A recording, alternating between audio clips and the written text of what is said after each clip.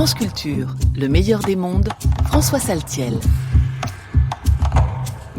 Bonsoir à toutes et à tous et bienvenue dans Le meilleur des mondes, l'émission de France Culture qui analyse la manière dont le numérique et les nouvelles technologies bouleversent nos vies. Et ce soir, nous allons essayer de ralentir pour s'inscrire à l'antithèse de la pensée qui nourrit bien souvent le secteur des hautes technologies, à savoir aller toujours plus loin, toujours plus vite. Le dernier smartphone, la 5G, la vidéo 4K et le streaming sans saccade à 300 km dans un TGV. De toute évidence, cette marche ou fuite en avant de la performance n'est pas soutenable à moyen long terme pour préserver notre planète. Comment penser nos usages autrement? Comment développer la slow-tech ou des low-tech? Qu'est-ce que la sobriété numérique? Comment peut-elle être une philosophie viable et désirable pour les nouvelles générations ancrées dans nos sociétés connectées? Voici quelques-unes de nos questions. 3 invités pour y répondre.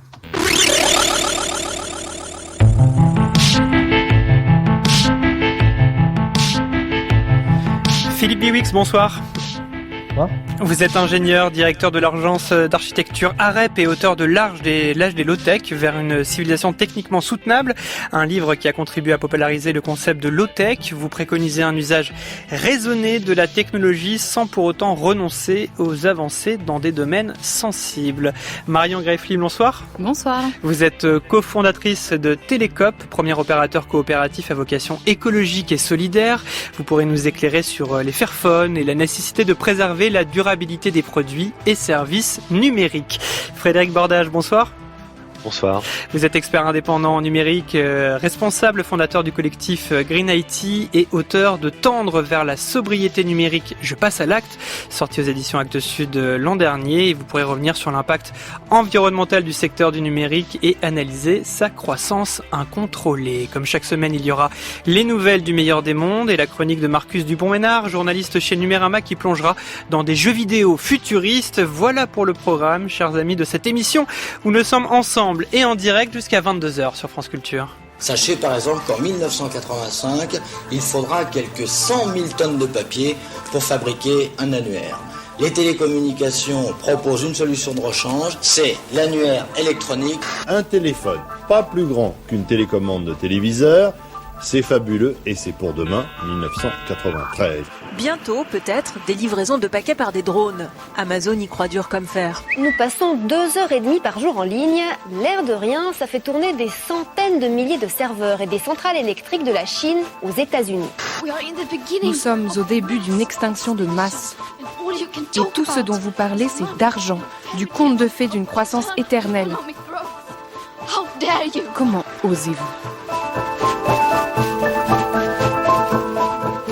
Et voilà une petite rétrospective elliptique des différentes avancées technologiques pour arriver là où on se trouve aujourd'hui en 2022. Alors on a l'habitude justement dans le monde du marketing d'avoir des mots un peu à concept. Alors pour éviter justement de tomber dans ce piège, on va commencer par les définir, ces mots que j'ai énoncés en préambule, comme par exemple les low-tech. Philippe Biwix, c'est quoi exactement les low-tech ? Alors les low-tech, il n'y a pas forcément de définition tout à fait stabilisée. On va dire qu'au départ, c'est plutôt un pied de nez au high-tech, justement, à cette course en avant technologique et à ce techno-solutionnisme, le fait que finalement on va trouver des solutions qui vont de l'hydrogène à l'efficacité des transports grâce au partage, au numérique, etc. On peut trouver plein de choses comme ça. Et en fait, ces high-tech, malheureusement, elles embarquent des contraintes avec elles. En particulier la contrainte de la consommation des ressources non renouvelables nécessaires à la fabrication de tous ces objets, qui sont extrêmement difficiles à recycler, je pense qu'on va y revenir. Et puis d'autres problématiques qui sont par exemple l'effet rebond, c'est-à-dire qu'on a des objets qui sont toujours plus efficaces, des services qui effectivement consomment de moins en moins d'énergie, de moins en moins de ressources par unité consommée. La 5G, c'est formidablement plus efficace que la 4G pour chaque octet transporté. Mais par contre, on va se mettre à évidemment consommer beaucoup plus et à développer de plus en plus les usages, justement du fait que l'efficacité rend le service presque gratuit. Donc c'est high-tech, voilà. Et donc c'est high-tech, du coup, portent en elles un petit peu un poids environnemental qui est très dur à réduire. Et les low-tech, c'est une idée de dire que finalement on pourrait avoir un usage beaucoup plus subtile des technologies, avoir ce qu'on appelle du techno-discernement, du discernement technologique, se dire ces précieuses ressources qu'on va extraire de la croûte terrestre et qu'on va utiliser et qu'on va d'ailleurs ensuite très mal recycler, mettons-les au bon endroit, c'est-à-dire plutôt dans les IRM pour les hôpitaux que dans les distributeurs de croquettes pour chats connectés. Et puis, ça existe malheureusement, avec dispositifs de reconnaissance faciale, pour pas nourrir tous les chats du quartier, bien sûr. Et puis de faire de la sobriété, de faire de l'éco-conception extrêmement poussée pour essayer de réduire au maximum le besoin en ressources. Et donc voilà, c'est un petit peu ça la logique des low-tech. D'accord, on l'aura bien compris, et puis c'est donc, on peut le dire, consommer ou utiliser une technologie de manière raisonnée, comme vous le dites, avoir du techno-discernement et se dire vraiment, utilisons-la quand c'est totalement utile, ce qui pose donc toute la question aussi du marketing, de nos désirs, de ce dont on a vraiment besoin. Alors, dans l'introduction, j'ai parlé de low-tech, vous les avez très bien décrits, mais aussi de slow-tech, alors qui est un mouvement peut-être un peu plus large. Là aussi, j'imagine que la définition n'est pas encore totalement stabilisée. Qu'est-ce que vous en pensez, Frédéric Bordage ? Alors oui, tout à fait. Le terme slow-tech est très nouveau. Je pense qu'il est même pas encore généralisé dans son utilisation.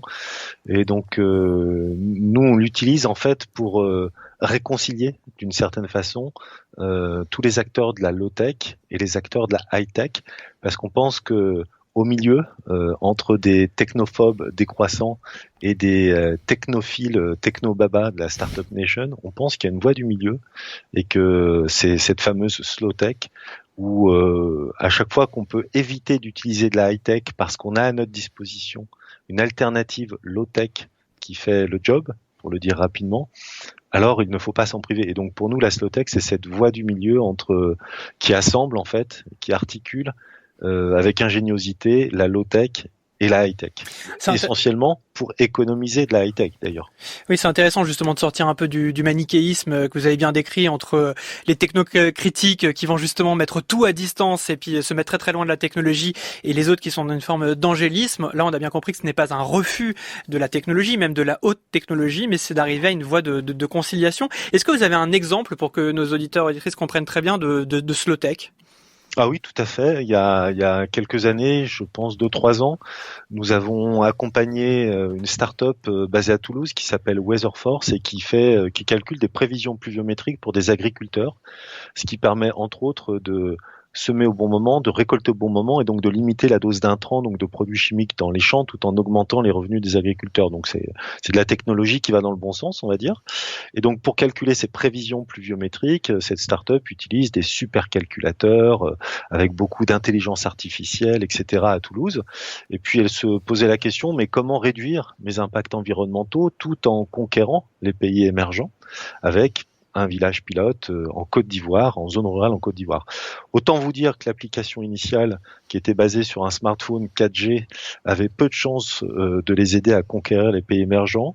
Et donc, à la fois pour réduire des impacts environnementaux dans cette idée d'économiser de la technologie, eh bien, on a remplacé les smartphones 4G par de simples téléphones portables d'il y a 20 ans, les fameux Nokia 3210 incassables, et on alerte les agriculteurs et les agricultrices par de simples SMS. Pour nous, ça, c'est une forme de low-tech numérique. Et surtout, on a transformé finalement les écrans des smartphones avec les tableaux noirs et les craies de l'école du village, puisque finalement, ce sont les enfants c'est l'instituteur ou l'institutrice qui relève les prévisions pluviométriques et qui les dessine et les écrit sur le tableau noir à la craie et qui va ensuite, ces prévisions vont être transmises aux parents agricultrices et agriculteurs par les enfants. On fait la même chose avec le comptable de la coopérative agricole du village. Donc on a réconcilié finalement une forme de low-tech, des tableaux noirs, avec des supercalculateurs. Sans ces supercalculateurs, impossible de calculer des prévisions pluviométriques fines et fiables. Par contre, c'est absolument inopportun d'une certaine façon d'utiliser des smartphones 4G quand on peut les remplacer par de simples SMS. Voilà, donc là c'est Weatherforce et on voit bien justement toute la subtilité de cette technologie qui n'est pas de mettre à distance justement la haute technologie de précision, puisqu'il faut quand même d'avoir cette technicité des algorithmes pour être à la pointe des prévisions météorologiques et en même temps la transmission qui va se faire par un simple SMS. Et là on revient finalement à de la low-tech. Marion Greffly, donc vous êtes cofondatrice de l'entreprise Télécope. En quoi justement ce que vous avez créé avec d'autres s'inscrit Télécope dans cette mouvance? Alors effectivement, pour 2 raisons. La première, c'est que Télécope, c'est une coopérative. Donc c'est une entreprise qui appartient à ses sociétaires, donc à ses abonnés, aux salariés de l'entreprise, aux associations qui travaillent sur les questions du numérique. Et en fait, ensemble, on définit les services et les produits que va proposer la coopérative. Qu'est-ce que vous proposez alors exactement ? Alors, la première chose qu'on propose, c'est une offre qu'on appelle l'offre mobile sobriété, qui a la particularité de facturer nos abonnés sur la base de leur consommation de données mobiles réelles. En fait, le but, c'est de prendre à rebours le marché des télécoms qui aujourd'hui pousse justement à une consommation assez démesurée, notamment de données mobiles, mais pas que, puisqu'en fait, les données mobiles, c'est du temps passé sur son téléphone et donc de l'attention concrètement. Et donc, l'idée, c'est plutôt de revenir à ses vrais besoins, c'est-à-dire le téléphone, il est là pour communiquer, il est là pour avoir un lien avec sa communauté, avec ses proches, il est là pour s'informer, mais il n'est pas là forcément pour passer des heures et des heures sur des réseaux sociaux à regarder des vidéos. Donc on re-questionne aussi ce rapport au téléphone en disant, en se reposant la question de savoir, mais en fait c'est quoi l'utilité d'un téléphone ? C'est quoi la raison pour laquelle c'est un formidable outil quelque part aussi. Donc vous êtes un opérateur téléphonique, c'est bien ça ? Tout à fait. Donc on a un opérateur. Avec un forfait qui est donc limité en fonction des données, des datas, en fonction de son usage, qui est un usage qui se veut donc sobre et essentiel finalement, téléphoner pour être joignable. Exactement. En fait, l'idée du forfait sobriété, quand on facture nos abonnés sur leur base de leur consommation de données mobiles réelles, c'est de permettre aux gens de se réapproprier ce que c'est qu'un usage numérique, de se représenter à nouveau ce que c'est en fait. Parce que en fait, nous on les accompagne en disant en fait, comment est-ce que vous pouvez décider de consommer différemment ? Comment est-ce que vous pouvez aussi décider de récupérer votre temps ? Parce que c'est essentiel en fait, c'est ça dont on se parle, c'est notre temps qui est finalement la ressource qui est probablement la plus utile qu'on peut avoir, c'est notre temps. Et le numérique aujourd'hui, il mange sur cet espace-là, en fait. Il prend de plus en plus d'espace-là, sur ces éléments-là. Et donc, sur notre liberté. Donc, du coup, c'est vraiment ça le message de la coopérative, c'est de se rematérialiser ce que c'est que le numérique, qui est en fait très physique, et de pouvoir se réapproprier ses usages. Et la façon dont on fait, c'est à la fois via cette offre, mais aussi parce qu'on est une coopérative. Et comme on appartient en fait finalement à nos sociétaires qui votent dans l'entreprise sur le principe d'une personne est égale à une voix, on est aussi assuré de servir l'intérêt collectif. C'est-à-dire nous, on ne sert pas l'intérêt de quelques-uns, de quelques actionnaires quelque part qui pourraient posséder l'entreprise. Nous, on appartient aux citoyens en fait et à qui a envie de faire partie de cette aventure. Un exemple rapide de forfait justement, combien une offre, ça nous coûte combien pour pouvoir être abonné chez vous ? Alors c'est une base fixe, 10 € appels et SMS en France métropolitaine, et ensuite on paye 2 € par giga de données mobiles effectivement consommées. Voilà, l'offre est donc passée. Vous avez évoqué justement le terme de sobriété aussi numérique. Philippe Biwix, ça c'est cette notion de sobriété, vous l'appelez de vos voeux. Oui, absolument. Alors c'était un mot qui n'était pas très répandu. Et dans le domaine énergétique, c'était notamment l'association Négawatt qui a contribué depuis quelques années à faire émerger un petit peu le concept, et puis aussi des agences très très officielles comme l'ADEME, l'agence de la transition environnementale. Et donc effectivement, aujourd'hui tout le monde reconnaît dans le domaine énergétique que la sobriété, elle est indispensable. C'est-à-dire qu'on ne réussira la transition que avec une dose plus ou moins grande, plus ou moins bien organisée, plus ou moins évidemment juste socialement de sobriété. Et dans le domaine numérique, il faut bien comprendre que c'est un petit peu spécial, effectivement, cette logique de forfait et de côté illimité. Est-ce qu'on imagine qu'on pourrait avoir des forfaits finalement pour les litres d'eau et quelque part payer quelle que soit la consommation et même en laissant les robinets ouverts tout le temps? Est-ce qu'on ferait ça avec je sais pas, le chauffage et les électrons de l'électricité? Bien sûr non. Donc ce qui a permis finalement en quelque sorte cette gabegie, c'est le fait qu'il y a effectivement un progrès totalement incroyable, un progrès technique qui fait que effectivement on a pu avoir des objets de plus en plus puissants et avoir des possibilités de transporter les informations à travers les routeurs, les câbles transocéaniques, etc. Et en partant de notre petite box internet ou bien de l'antenne du coin, du réseau d'accès radio. Et en fait, voilà, la quantité maintenant qu'on peut transporter est phénoménale et ça nous donne cette impression finalement presque de gratuité, comme on a l'impression d'ailleurs qu'Internet est gratuit, alors qu'évidemment il n'est pas gratuit. Quand il est gratuit, c'est qu'on est le produit vendu, comme on dit. C'est les données évidemment qu'on génère qui vont permettre cette gratuité grâce aux publicités. Et donc on a finalement cette sensation de gratuité économique, mais aussi de gratuité environnementale, alors qu'en fait, le problème, c'est que il y a bien un impact environnemental du numérique très fort, mais qui va être dans les data centers, quelque part, à l'autre bout du monde, aux côtés de chez nous. Il y en a environ 5000 dans le monde, et ça augmente de quelques centaines par an, donc il y en a beaucoup, et il se développe évidemment au fur et à mesure que se développent tous les usages, et en particulier ceux de la vidéo.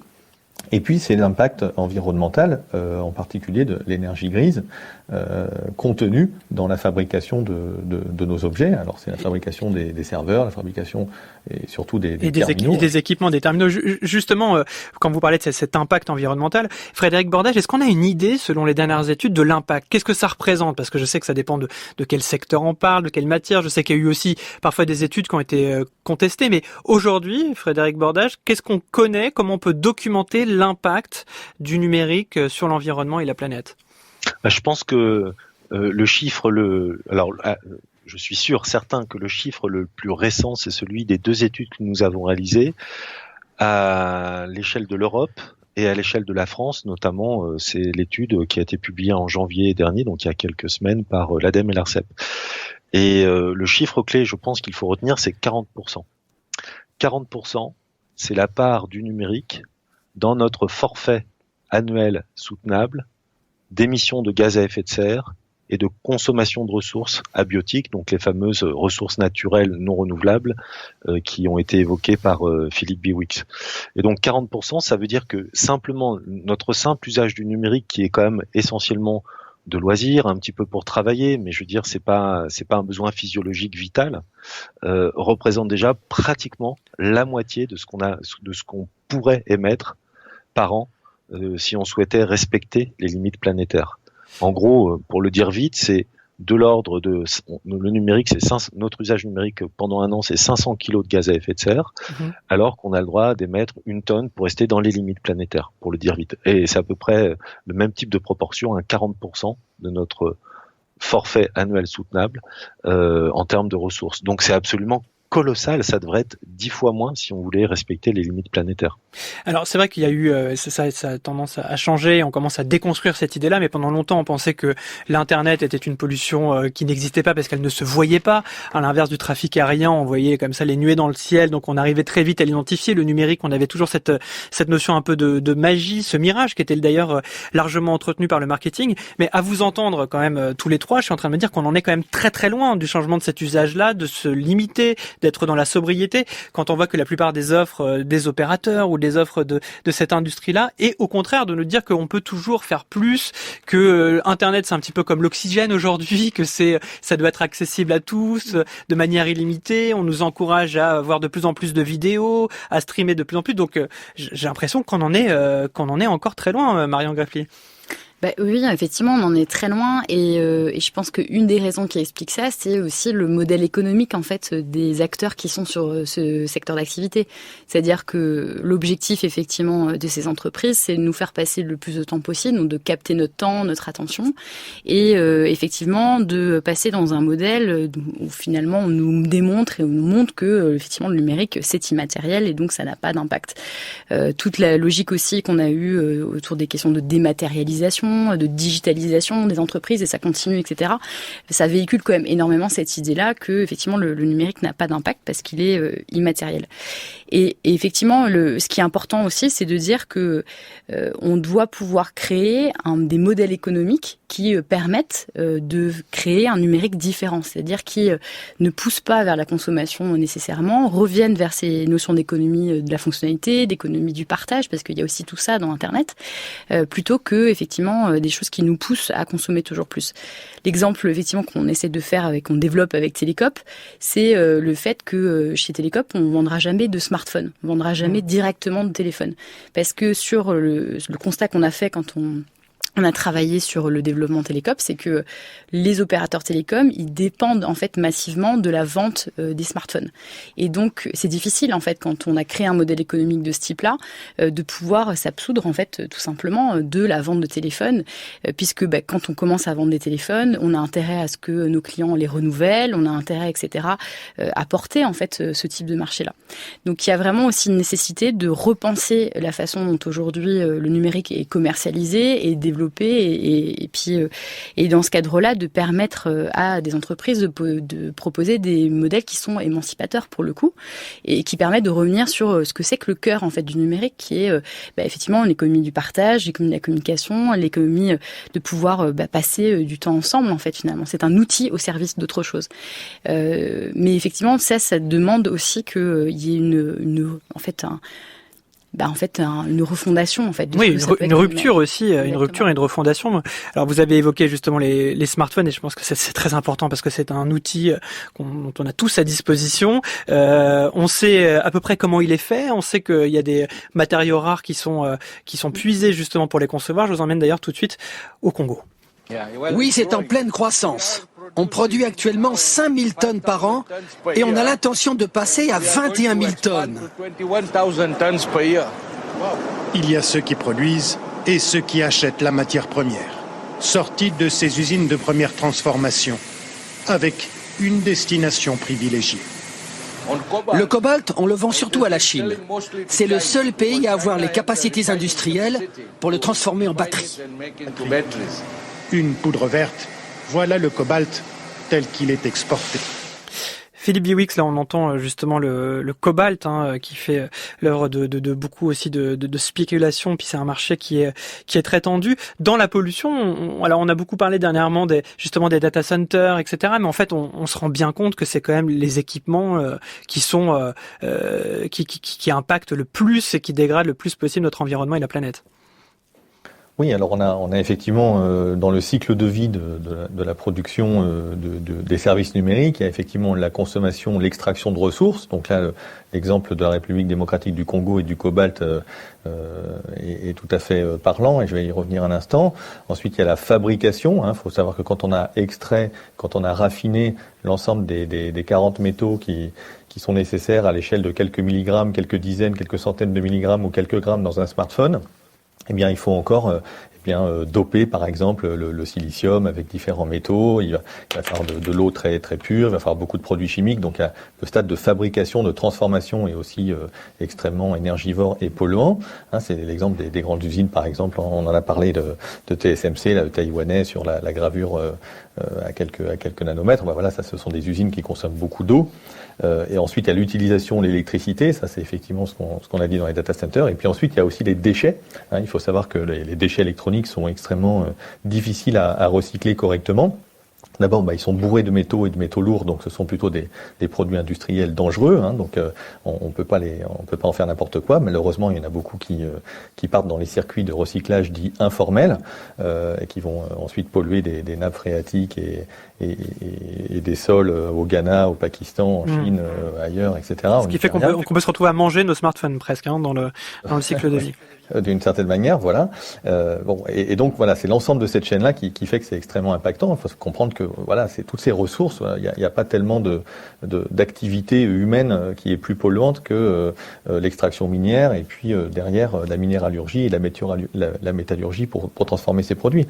Donc voilà, alors, le cobalt c'est un exemple parmi d'autres. Effectivement, il fait parler pas mal de lui parce que les réserves sont très importantes en République démocratique du Congo. Donc le cobalt, on le trouve à la cathode de toutes les petites batteries lithium-ion, donc c'est les batteries typiquement donc des ordinateurs, des smartphones, enfin de tous les petits objets numériques au sens large. Mais on va trouver bien d'autres choses. Alors pour rester dans l'Afrique des Grands Lacs, eh bien on va trouver le fameux coltan. Donc ça c'est le tantal, colombo-tantalite. Donc qu'on trouve, le tantal va servir dans les micro-condensateurs, ces petits cylindres. On va trouver le tungstène, on va trouver l'or. Et c'est d'ailleurs comme ça qu'est née l'aventure du Fairphone, un téléphone qu'on pourrait aussi qualifier quelque part de démarche low-tech ou slow-tech, je sais pas, et qui est parti de la logique en fait d'essayer d'éviter ces minerais de conflit, puisque ça peut alimenter en partie les seigneurs de guerre et les guerres civiles là-bas. Et en fait, ils se sont aperçus assez rapidement que finalement, la manière la plus efficace de réduire la consommation de ressources, c'était en fait de faire durer les appareils. Et c'est là qu'évidemment, il y a un gigantesque progrès possible, c'est effectivement de passer à un modèle où on aurait des objets qui soient beaucoup plus durables, beaucoup plus réparables, et qui ne soient pas frappés d'obsolescence, sachant qu'il y a une obsolescence qui peut être une obsolescence technique, donc typiquement une logique entre les logiciels et le matériel, hein, c'est-à-dire qu'à un moment votre téléphone ou votre ordinateur peut se mettre à ramer parce que voilà, vous avez téléchargé le dernier antivirus ou la dernière mise à jour du système d'exploitation. Mais vous avez aussi, bien sûr, la première des obsolescences, malheureusement, dans le numérique, en particulier dans les smartphones, qui est l'obsolescence des désirs, qui est l'obsolescence marketing, et qui nous pousse, avec effectivement un modèle économique de vente subventionnée par les opérateurs, comme on en parlait à l'instant, et bien effectivement nous pousse à changer bien trop régulièrement de téléphone. Frédéric Bordage, évidemment qu'il faut avoir une sorte de rupture dans nos comportements, dans nos usages, sinon tout simplement il y aura plus assez de ressources disponibles. C'est tout simplement, je crois, ce qu'on appelle le big crunch. Oui, tout à fait. En fait, nous on l'appelle comme ça, je sais pas comment on l'appelle vraiment, mais le sujet c'est que je pense qu'on n'a pas encore pris conscience et on devrait prendre conscience que le numérique est une ressource critique, non renouvelable, qui s'épuise donc inéluctablement. Et donc ça devrait nous amener, j'expliquerai après pourquoi critique et non renouvelable, mais ça devrait nous amener donc à regarder notre smartphone, notre télévision, notre ordinateur comme un bien précieux, si on pense que c'est utile et qu'on a envie que ça continue à fonctionner. Or aujourd'hui, on regarde pas du tout le numérique comme un bien précieux, voire on devrait même le regarder comme un bien commun pour tout ce que ça apporte dans le domaine de la santé, du climat, etc. Or aujourd'hui, on regarde le numérique comme une simple ressource jetable, quoi, concrètement. Et pour changer notre regard sur le numérique et construire donc, comme l'évoquait Marion, l'appelait de ses vœux Marion, un numérique plus enviable qu'on aurait envie de léguer finalement à nos enfants, quoi. Il faut prendre conscience que vous êtes des drogués du numérique, je suis un drogué du numérique, nous sommes tous complètement drogués au numérique aujourd'hui. Et donc, il faut reprendre du recul, c'est ce qu'a évoqué Marion, il faut reprendre du recul par rapport à nos usages du numérique, et pour prendre du recul par rapport à nos usages du numérique, il faut se rendre compte que le numérique, c'est matériel, c'est fabriqué avec des ressources abiotiques, c'est-à-dire des ressources naturelles non renouvelables, dont les réserves rentables, c'est-à-dire les filons exploitables, sont en train de s'épuiser à très grande vitesse, et au rythme où on va, compte tenu de l'interdépendance qu'a souligné Philippe Biwix, où on va doper certains métaux avec d'autres métaux, compte tenu de l'interdépendance des 40 métaux qu'on va retrouver dans un smartphone, s'il y en a simplement un qu'on n'est plus capable d'extraire et de raffiner, et qu'en plus on manque de ressources comme du pétrole pour aller extraire tout ça de la Terre, il y a un moment, le numérique va disparaître concrètement. On sera toujours capable d'en extraire, mais à quel coût environnemental, à quel coût écologique, à quel coût économique? Probablement que ça deviendra tellement indécent qu'on ne pourra plus. Et donc, si ce n'est pas la barrière minéralogique, ça sera une barrière d'acceptabilité morale. Donc, le bon sens paysan, j'aurais tendance à dire, devrait nous amener à être plus sobre dans notre usage et en bon père de famille à économiser cette ressource dont on est tous plus ou moins dépendants, qu'on trouve, je pense, toutes et tous très utiles. Et donc, avoir un usage beaucoup plus raisonné. Il y a aussi un coût sans doute géopolitique, puisque vous parlez d'interdépendance. Il peut y avoir aussi une interdépendance avec la Chine notamment, qui va avoir la main sur ces métaux rares, qui seront de plus en plus rares, et donc et pour être une monnaie d'échange de pression importante à l'échelle mondiale. C'est déjà le cas depuis 2 décennies. Je pense que Philippe connaît nettement mieux le sujet que moi, mais on est déjà dans une guerre économique autour des métaux rares. Philippe Biwix sur la Chine rapidement.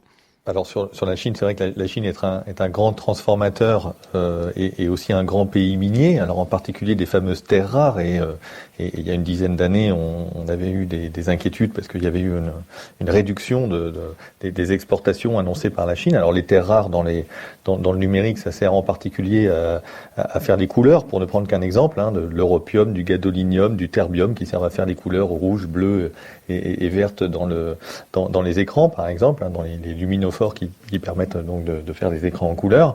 Mais on a aussi d'autres dépendances, et qui sont pas que avec la Chine. Je pense à la Russie, par exemple. La Russie est un grand producteur de nickel, mais aussi un grand producteur de platine et de platinoïdes. Et on trouve du palladium, du platine, une dizaine de milligrammes de palladium typiquement dans un smartphone, et puis 1 ou 2 milligrammes de platine. Et c'est le seul producteur au monde quasiment avec l'Afrique du Sud.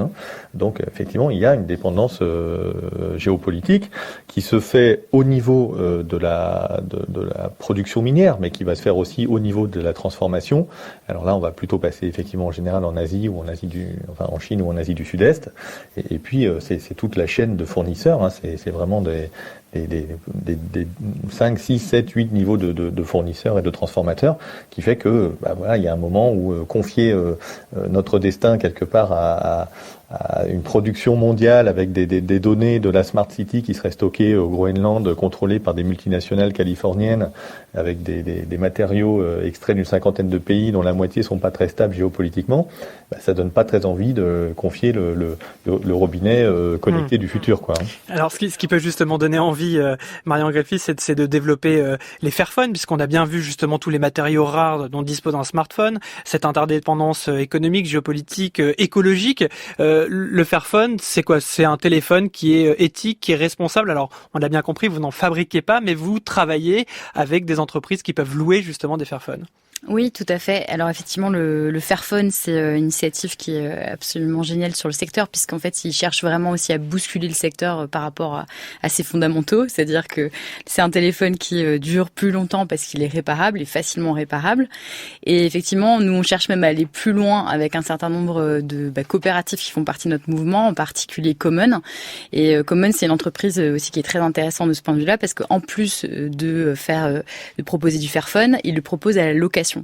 Et donc là, cette logique d'économie de la fonctionnalité, c'est de dire qu'en fait, on peut mettre ce matériel en commun, se dire que c'est possible de pas simplement posséder ce téléphone, mais de pouvoir le louer, parce que en fait, ça donne la possibilité à l'entreprise qui le loue concrètement de faire tout ce qui est possible pour que vous puissiez garder votre téléphone le plus longtemps possible, puisque du coup là, le modèle économique, il est complètement inversé. C'est un moment où, effectivement, la coopérative, Common en l'occurrence, son intérêt, c'est que vous puissiez garder votre téléphone le plus longtemps possible. Donc ça rabat complètement les cartes, c'est-à-dire que on n'est plus dans une logique où il y a des acteurs économiques qui nous poussent à renouveler notre matériel, on est plutôt dans une logique où c'est des acteurs économiques qui nous poussent à le garder le plus longtemps possible. Et en plus, c'est des téléphones qui sont conçus durablement, véritablement pour que ce soit possible. Voilà, les Fairphones, un des exemples justement de low-tech dans la slow-tech, un des exemples qui nous donne un peu d'oxygène, un peu d'air. Comme Gaël Faye, Respire sur France Culture. Respire, respire, respire, respire. Encore l'insomnie, sonnerie du matin. Le corps engourdi, toujours endormi, miroir, salle de bain. Triste face à face, angoisse du réveil. Reflet dans la glace, les années qui passent ternissent le soleil. Ok. Au flash d'infos, les crises, le chômage, la fonte des glaces, les particules fines, courir après l'heure, les rames bondées, les passes ton regard, la vie c'est l'usine, hamster dans sa roue, petit chef grand bourreau, faire la queue partout, font la gueule partout, la vie c'est robot. T'as le souffle court, respire, quand rien n'est facile, respire, même si tu te perds, respire, et si tout empire, espère. T'as le souffle court, respire, quand rien n'est facile, respire, même si tu te perds, respire. Et si tout empire, espère. Encore fatigué, la cloche du midi. Le corps assommé, toujours épuisé, les masques sont mis. Triste face à face, poursuite du bonheur. Reflet dans la glace, les années qui passent flétrissent les fleurs. Ok. Les écrans, le bruit, l'argent, les crédits, les phrases assassines, les cons, les cancers, le temps qui s'écoule, le vide qui se fait, le silence épais, la vie c'est la guerre tournée dans le tambour. Amour placebo, faire semblant pour tout, c'est violent partout, la vie c'est Rambo. T'as le souffle court, respire, quand rien n'est facile, respire, même si tu te perds, respire, et si tout empire, espère. T'as le souffle court, respire, quand rien n'est facile, respire, même si tu te perds, respire, et si tout empire, espère.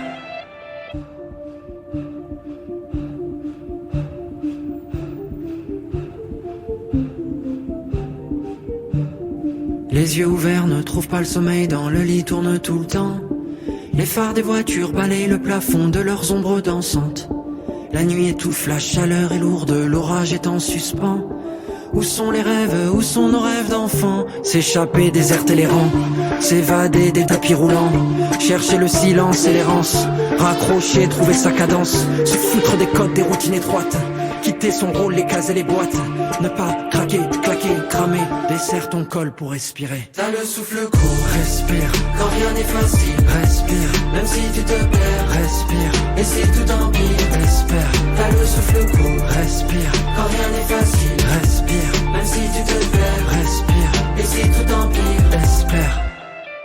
Respire, respire, respire, espère. T'as le souffle court, respire, quand rien n'est facile, respire, même si tu te perds, respire, et si tout empire, espère. Et on continue à respirer avec Gaël Faye et bien sûr à espérer dans cette émission consacrée au low-tech et à la slow-tech dans le meilleur des mondes. Tout de suite, le journal de l'actualité de la semaine.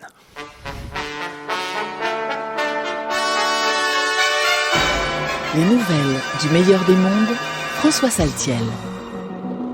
Et on commence par des révélations venues du Washington Post qui, à partir de mails internes récupérés chez les employés du groupe Meta, ex-Facebook, déclare que l'entreprise de Mark Zuckerberg a fait appel à une société de conseil pour lancer une campagne de dénigrement contre le concurrent chinois TikTok.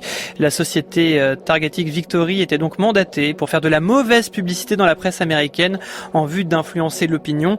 L'objectif, alerter sur des challenges violents et dangereux pour les jeunes qui circulent sur la plateforme TikTok, ou encore semer le doute sur la protection des données personnelles. Une campagne qui aurait porté ses fruits puisque récemment un parlementaire américain a initié une demande d'audition de TikTok devant le Congrès pour promotion de comportements dangereux chez les jeunes. Des challenges dont l'impact aurait été particulièrement gonflé et extrapolé donc par l'agence de communication. On rappelle que TikTok représente plus que jamais une menace commerciale pour Facebook qui voit ses plus jeunes utilisateurs l'abandonner pour rejoindre la concurrence chinoise. Avec cette campagne de dénigrement, Facebook continue de prendre un bon coup de vieux en employant ces techniques de manipulation à l'ancienne. Et là aussi, il s'agit d'une vieille technique remise au goût du jour avec la campagne électorale d'Emmanuel Macron qui s'invite dans le jeu en ligne de construction Minecraft. On avait déjà eu le droit à cet opportunisme électoral sur un terrain virtuel au début des années 2000 avec Second Life et la candidature de Nicolas Sarkozy ou celle de Jean-Marie Le Pen. Ici, dans le QG de campagne du président candidat, on peut passer par différents endroits comme un hôpital pour s'informer sur son bilan de santé ou une gendarmerie pour mieux comprendre son programme sécurité. On y croise aussi son chien Nemo et une invitation à vivre depuis le jeu son grand meeting de demain. On n'est pas certain que cette présence numérique lui fasse gagner des voix, mais elle conforte l'idée d'un président candidat qui brille par son absence physique dans les débats télévisés pour mieux apparaître dans les mondes virtuels. Et on reste dans le virtuel avec le métavers qui accueille un nouveau personnage, un sans domicile fixe. Il s'appelle Will. Il dort au 3.1 Genesis Plaza à Decentraland et se revendique le premier SDF du métavers. Il est une création de l'association française Entourage qui cherche par une application à susciter l'entraide. N'importe qui peut aller à sa rencontre pour découvrir l'association. Will se balade devant les yachts et autres palaces virtuels achetés vraiment des centaines de milliers de dollars. Une manière de montrer l'absurdité de ce système où l'on investit dans des pixels tout en laissant mourir des gens sur le bitume. Une opération de communication plutôt efficace. Tiens, je laisse pour une fois le mot de la fin à Will. Je suis là pour vous rappeler que plus de 300 000 hommes et femmes sans domicile fixe vivent dans l'exclusion la plus absolue et sont privés de lien social. Vous aussi, comme le réseau Entourage, vous vous dites qu'on pourrait d'abord prendre soin des autres dans le monde réel avant de construire de nouveaux mondes virtuels et aller vers ceux qui sont les plus exclus ? Un SDF virtuel qui vous parle depuis le métavers. Vous êtes bien dans le meilleur des mondes. Alors justement, le métavers, on en parle beaucoup dans cette émission, on en parle beaucoup tout court dans les médias. Quel est votre avis là-dessus, Philippe Biwix, sur ce métavers, sur l'impact environnemental qu'il pourrait représenter? J'ai lu récemment la déclaration d'un dirigeant du géant américain Intel, Raja Koduri, qui a prévenu qu'un tel univers immersible, accessible par des milliards d'êtres humains, demanderait une puissance informatique 1000 fois supérieure à celle d'aujourd'hui. Je pense que vous avez toutes et tous assez bien décrit déjà la puissance qui était nécessaire pour juste arriver à satisfaire l'usage qu'on fait du numérique aujourd'hui. J'ai du mal à imaginer ce que pourrait représenter 1000 fois supérieur. Alors oui, effectivement, ça dépend de quoi on parle, mais ça m'a fait penser effectivement votre parallèle entre Second Life et Minecraft. Ça m'a rappelé la petite polémique qu'il y avait eu justement sur Second Life il y a quelques années de ça. C'est peut-être même une petite dizaine d'années maintenant. Avec Second Life, il consommait de l'ordre de 1800 kWh.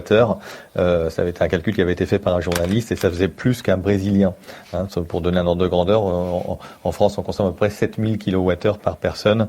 Si on compte évidemment ce qui est consommé aussi par l'industrie, pas juste ce que vous avez consommé chez vous.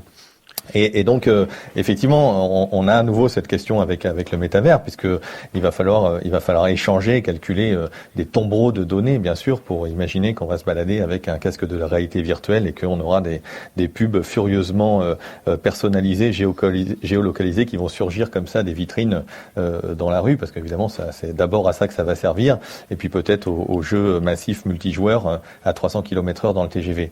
Alors c'est marrant parce que Intel est assez habitué en fait à ce type d'annonce, parce qu'il y a quelques années, ils avaient calculé aussi ce qu'il faudrait pour les voitures autonomes. Et ils avaient calculé que 1 million de voitures autonomes, ça allait représenter, roulant 1h30 par jour, ça allait représenter à peu près le trafic Internet mondial du moment. C'était en 2017. Donc évidemment, il y a 1 milliard et quelques de voitures sur Terre. Donc si toutes les voitures étaient autonomes, il fallait multiplier par 1000 le trafic Internet mondial. Alors je ne sais pas si là, quand on dit la puissance, on parle aussi du trafic ou pas. Alors ce qui est un peu malheureux, effectivement, dans cette histoire, c'est que comme on double tous les 18 à 24 mois, multiplié par 1000, ça prend pas tant de temps que ça, quoi. C'est la puissance des exponentielles. Vous savez, c'est comme les malades de Covid-19, quand on doublait tous les 5 jours, et puis au bout de 25-30 jours, on était tous confinés, parce que 2 fois 2 fois 2 fois 2, ça monte très très vite au bout d'un moment. Donc il n'est pas impossible qu'on arrive effectivement à multiplier par 1000 la puissance de ce qu'on va stocker et ce qu'on va transporter. Malheureusement, on continue à dérouler chaque année des câbles transocéaniques. Je vous disais tout à l'heure qu'il y a des centaines de data centers qui ouvrent chaque année dans le monde. Donc c'est pour accompagner cette croissance-là. Donc j'ai peur que malheureusement on soit un peu en train de le faire. Et la question, c'est évidemment à quel coût environnemental, parce que jusqu'à présent le numérique, ça commence à se voir, comme le disait Frédéric tout à l'heure, puisqu'on a des émissions de CO2 qui sont de l'ordre de 1 milliard de tonnes par an, c'est-à-dire supérieur à ce qu'a été le pic des émissions de CO2 du trafic aérien en 2019, qui était plutôt autour de 700-800 millions de tonnes. Donc c'est pour donner un ordre de grandeur. Et donc ça grandit, ça va assez vite, mais pas trop vite grâce au progrès technologique. Mais le progrès technologique, il a des limites. L'exemple pour les data centers, c'est ce qu'on appelle le Power Usage Effectiveness, le PUE. C'est-à-dire c'est la proportion des électrons, de la puissance électrique qui va servir à faire tourner les serveurs par rapport à la puissance qu'il faut pour les refroidir. Voilà. Et aujourd'hui, comme on arrive à refroidir les serveurs à l'eau froide, on optimise un peu les températures de fonctionnement, etc. On a atteint des très très bons ratios, c'est-à-dire que pour 10 kWh dans les serveurs, on va avoir plutôt 1 kWh pour les refroidir, alors qu'avant c'était plutôt un rapport de 1 pour 1. Et donc, des limites, et on va atteindre un petit peu des asymptotes finalement de progrès technique, et donc le coût environnemental, si effectivement ce métavers, alors il y aura en fait peut-être plusieurs métavers, mais il y aura même des métavers concurrents, s'ils adviennent effectivement, ça risque de se faire avec un coût environnemental massif, bien sûr. Ah, et là évidemment il y aura des métavers concurrents, puisqu'il n'y aura pas qu'un seul métavers, il y aura différentes portes d'entrée, il y aura des métavers d'État, donc on va effectivement devoir dupliquer encore d'autres accès, un autre cyberespace. On a du mal à voir comment on peut arrêter ça, Frédéric Bordage. Moi, ma réaction, c'est que ça va s'arrêter tout seul. Second Life n'a jamais fonctionné. Concrètement, on a déjà essayé, ça fonctionnait pas. C'était il y a 20 ans quand même, Ouais, c'était il y a 20 ans, ça nous rajeunit pas, c'est clair. Mais les gens ont aussi envie de nature, ils ont envie de sortir de chez eux, ils ont pas forcément envie, quand ils ont fini leur journée de boulot, de se mettre en plus un casque de réalité virtuelle. Il faut le vivre, l'avoir essayé une fois dans sa vie, un casque de réalité virtuelle, pour comprendre l'enfermement que ça représente. Contrairement au marketing, c'est pas très fun en fait, en soi. Donc je pense que le bon sens des auditrices et des auditeurs fait que globalement, moi je doute vraiment sur le développement de cette ressource. Mais surtout, ce sont des paillettes qui masquent nous sommes devenus des idiots et des feignants du numérique, puisque je rappelle quand même que Aujourd'hui, quand on envoie un mail, je parle pas du métavers, de la réalité virtuelle en 3D, hein, quand on envoie un simple mail, on utilise autant de ressources informatiques que celles qui ont permis à la NASA de conquérir la Lune en 1969, juste pour envoyer un mail aujourd'hui. Donc l'enjeu, c'est pas une course à la puissance, c'est pas de déployer des métavers, c'est de nous réapproprier le numérique, de redevenir ingénieux, ce qui définit c'est vraiment la définition d'Homo sapiens, l'ingéniosité, et parce qu'en fait le métavers n'existera pas. Je pense que c'est une vue de l'esprit comme la Smart City ultra connectée, avec des voitures autonomes partout, pleines d'écrans, qui dialoguent toutes seules avec plein d'intelligence artificielle. Ce mythe est un mythe qui ne pourra pas advenir compte tenu des contraintes physique de notre monde, des limites planétaires concrètement. Alors, moi, j'y crois pas une seconde au métavers. Il y a deux choses que vous dites, Frédéric Bordage, dans les deux limites. Vous voyez déjà une limite d'usage, c'est-à-dire que vous nous dites, je suis pas sûr que le public soit prêt à vivre ça. Puis vous voyez une limite donc, on va dire environnementale. Sur la limite d'usage, on voit quand même qu'il y a énormément d'investissements qui sont faits sur le métavers. Alors on est tout à fait conscient ici qu'il s'agit ici d'un buzz, d'une tendance marketing, mais elle reste quand même une tendance lourde. Et quand vous dites finalement c'est comme la Smart City, sauf qu'on a quand même l'impression d'y être dans la Smart City, parce que Philippe Biwix rigolait tout à l'heure avec les croquettes connectées pour chats, mais en fait on y est. On a des frigidaires connectés, on a des lampes connectées, on est déjà dans une hyper connexion de nos sociétés. Alors c'est vrai que peut-être qu'on peut attendre un réveil citoyen. Mais Marion Greffly, est-ce que vous partagez l'optimisme de Frédéric Bordage sur cette idée que finalement notre comportement un peu feignant, un peu idiot, il va y avoir un réveil à un moment donné?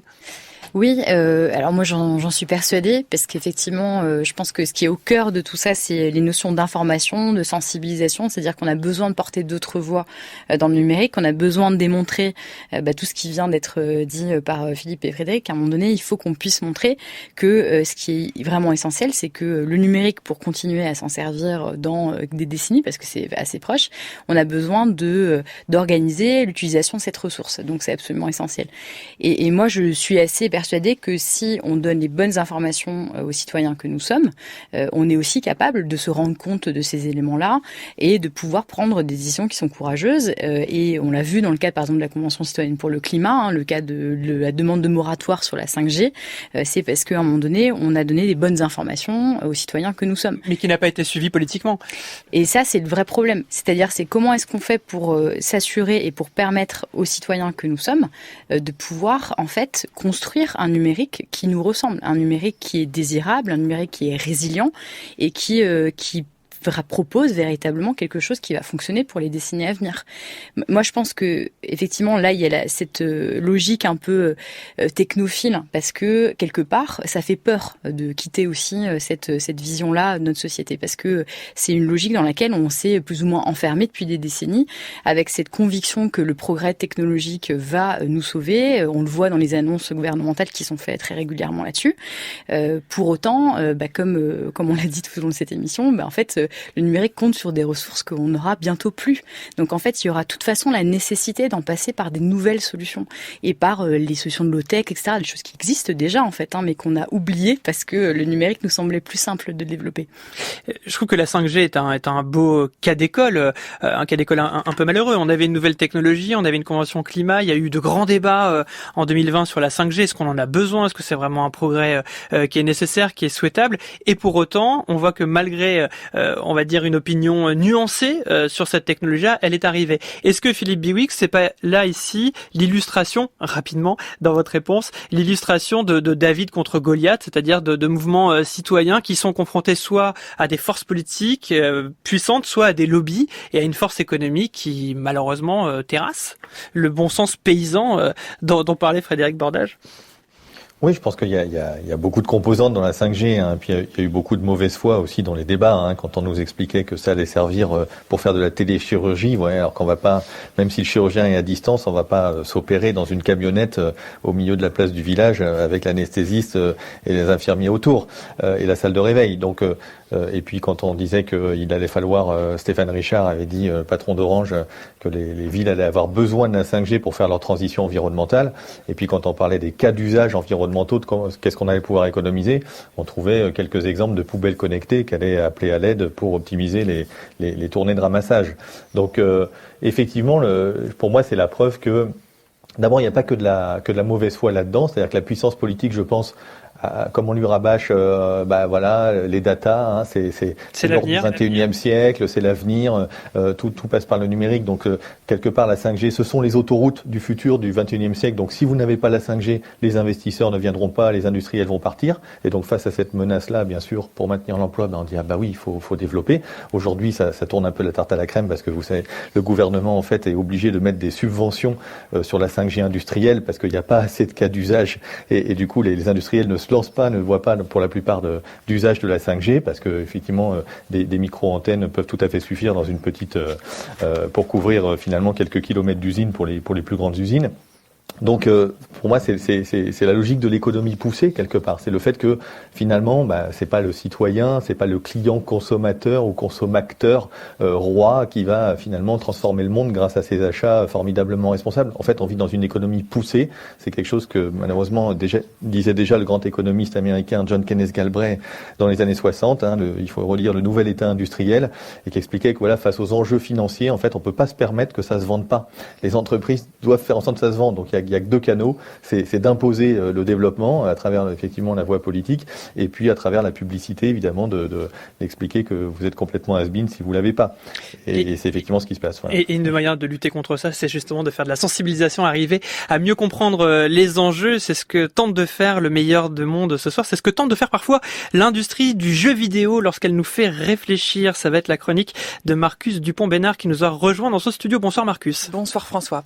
Eh oui, quand on imagine un futur, on imagine des mondes remplis de technologie ou alors inversement des mondes effondrés sans plus aucune technologie. Mais pourquoi ce serait forcément un extrême ou l'autre ? Je vous propose dans cette chronique de vous projeter dans l'étonnant futur montré par deux chefs-d'œuvre du jeu vidéo, Horizon Zero Dawn et Horizon Forbidden West.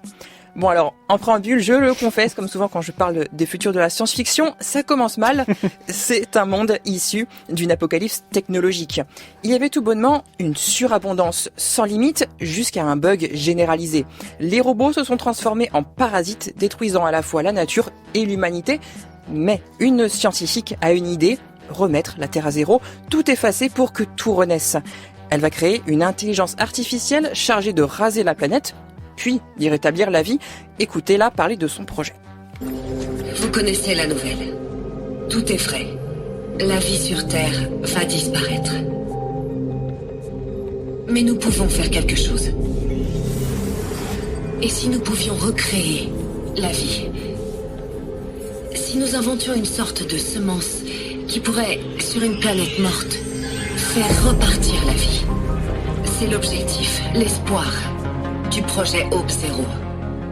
Créer un système intelligent et automatisé de terraformation qui permettrait à la vie de renaître. Que faudrait-il à ce système ? Pour le cœur, nous aurions besoin d'une véritable IA, capable de prendre par elle-même les milliards de décisions nécessaires pour reconstruire la biosphère. C'est une sorte donc de mère nature artificielle accompagnée de machines visant à repurifier l'atmosphère, réintroduire les végétaux à partir de semences conservées. Donc un processus qui amène quel type de futur finalement ? Eh bien, les joueurs démarrent 1000 ans après cet apocalypse et se rebootent. Et c'est là que le jeu est sublime. Le monde d'Horizon est verdoyant, la nature est partout, plus que dans notre monde en fait. Sauf qu'on croise aussi des animaux-machines, des plantes électriques, des accessoires technologiques. Et à côté, étonnamment, les nouveaux humains ont un mode de vie quasi proche du Moyen-Âge. C'est donc un monde totalement inédit et différent du nôtre, où la nature et les technologies se côtoient de manière assez inattendue. On est sur une étrange terre cybernétique pleine de vie. Alors, quelle leçon doit-on tirer de ces jeux ? Est-ce qu'ils présentent une forme d'utopie, même bizarre ? Alors, utopie positive, pas vraiment. J'ose espérer qu'on n'en arrivera pas à une apocalypse technologique avant d'agir. Et puis, je ne crois pas une seule seconde qu'une IA pourrait rebooter la Terre pour nous sauver. Mais ce qui est important, c'est la représentation portée par ce récit. Un autre équilibre qui n'est pas tout ou rien. Les technologies ne sont pas forcément mauvaises tant qu'elles ne sont pas en surabondance. On n'est pas obligé de connecter tous les pans de notre vie. On peut s'en servir pour soigner, pour aider. Et je pense qu'il serait positif qu'on imagine davantage de futurs possibles où notre rapport à la technologie est tout simplement différent. Merci beaucoup Marcus Dupont-Bénard pour cette chronique qui fait réfléchir à la technologie dans la manière aussi dont elle pourrait peut-être sauver le monde. Ça, on voit que c'est une philosophie qui a souvent lieu, qu'on pourrait qualifier de technosolutionnisme. Frédéric Bordage, qu'est-ce que ça vous a inspiré cette chronique et vous y croyez à cette technologie qui pourrait nous sauver? Alors je crois pas une seconde qu'un jour une IA sauvera le monde. Par contre, la technologie, le numérique, la tech en général est un outil au service de l'humanité. C'est pas ce il faut éviter que ça soit ce qui va précipiter un effondrement, quoi, concrètement. Donc moi je reste optimiste de nature sur la capacité des êtres humains. Ça se fera probablement un petit peu dans la douleur, mais à se recentrer sur les objectifs essentiels quand il faudra le faire. Malheureusement, on risque d'attendre un peu trop longtemps et d'utiliser la technologie pour des objectifs critiques, quoi, concrètement. Moi, je pense qu'on va finir par se recentrer sur l'essentiel. En tout cas, la sobriété numérique permet de se recentrer déjà dans ses usages numériques quotidiens sur l'essentiel.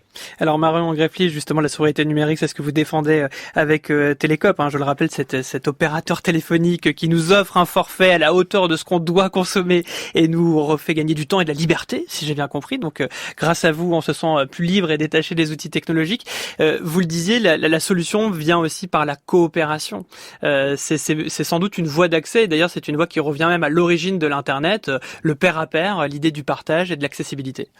Oui, tout à fait. Et nous, on pense que c'est par le collectif qu'on pourra créer des nouveaux imaginaires, c'est-à-dire des nouvelles façons de consommer le numérique, de le mettre à sa juste place, parce que c'est vraiment ça, à mon avis, qui est fondamental dans le projet aussi Télécope, c'est que on invente ensemble des services, des produits pour la coopérative, certes, mais c'est aussi pour créer un autre imaginaire, une bonne place pour le numérique, une nouvelle façon de se dire que comment est-ce qu'on fait pour que le numérique y revienne à la base, c'est-à-dire être utile aux humains et pas effectivement être dans une logique où il nous prend notre temps, il nous prend notre argent, il nous prend notre attention.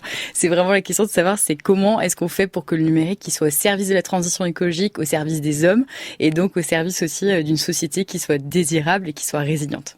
Alors Philippe Béwick, je vais vous donner le mot de la fin puisque Marion a prononcé le mot d'imaginaire. Je sais que c'est un terme qui vous est cher et je crois qu'on a aussi besoin dans le monde du numérique de réimpulser un nouvel imaginaire qui soit pas d'ailleurs préempté par les GAFAM qui sont très forts pour imprimer sur notre imaginaire. Comment on pourrait faire justement pour essayer de régénérer cet imaginaire qui se veut sobre, juste et éthique? D'abord se dire qu'en fait on en a énormément sous le pied, le gâchis est phénoménal et que justement en mettant réellement le progrès technologique au service du progrès humain et au service de la réduction de la facture environnementale, en fait les marges de manœuvre sont fantastiques, en particulier dans le numérique. C'est-à-dire que on a parlé tout à l'heure évidemment des terminaux, de la capacité à les faire durer un petit peu plus.